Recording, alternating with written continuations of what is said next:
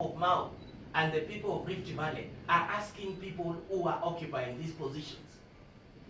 It is very sad that the same people who are occupying these positions are crying, are going back to Mao to cry. Are the position too big for you to handle, or you have negated on the responsibility that was expected of you on these positions?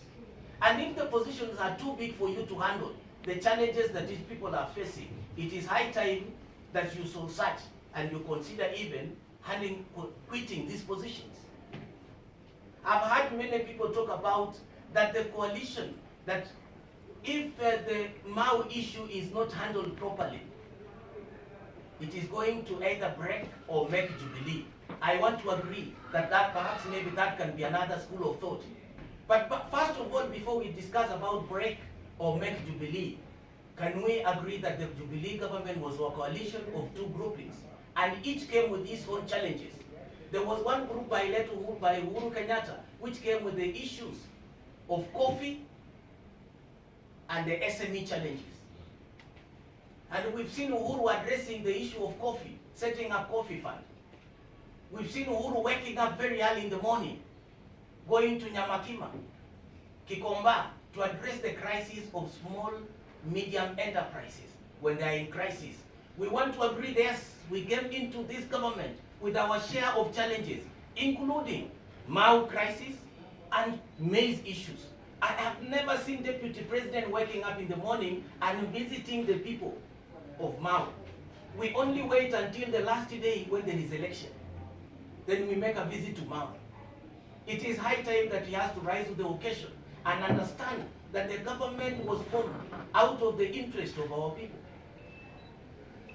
It is high time that he speaks on the challenges that the people of Rift Valley are going through. We were here addressing the issues of maize. Now, if the president has tried to address the challenges of the people that matter most, if people want to agree that there was a coalition of that kind, it was a coalition of interest. We also want to put to the leaders that we have today in the positions that what effort have you put in place to ensure that there is resettlement? Because the thing is that Mao has to be conserved, but at the same time, the people who are there, assuming they don't have even the legitimate document, they are called squatters. Government cannot kill or evict the squatters. It must resettle these people in an alternative land. And the program was there, the money was there. Who took the money?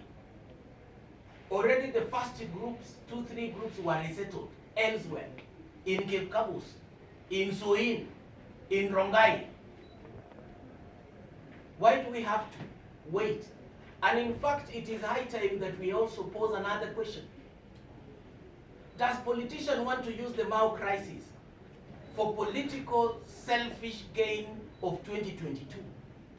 Why do they have to introduce Uhuru Kenyatta's name in this?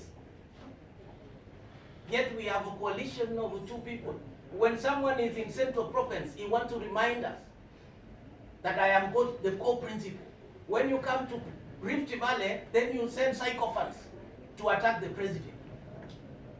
We must tell each other the truth. We have become a laughing stock as a community, because we are a community that is in government, but what is happening is that we are complaining every day. When it came to the issues of maize, for us to have sorted out the issue of maize, we had to demonstrate. We had to lobby farmers. It was never discussed in cabinet. When it comes to the issues of Mao, it is the same issue. They sit in cabinet. He should have introduced this one as an agenda. So I want to caution, these people, because they keep on talking about blaming the government. It is not the time to blame the government. We must tell each other the truth, and the people who are occupying this position, at the interest of the community, should come out and speak.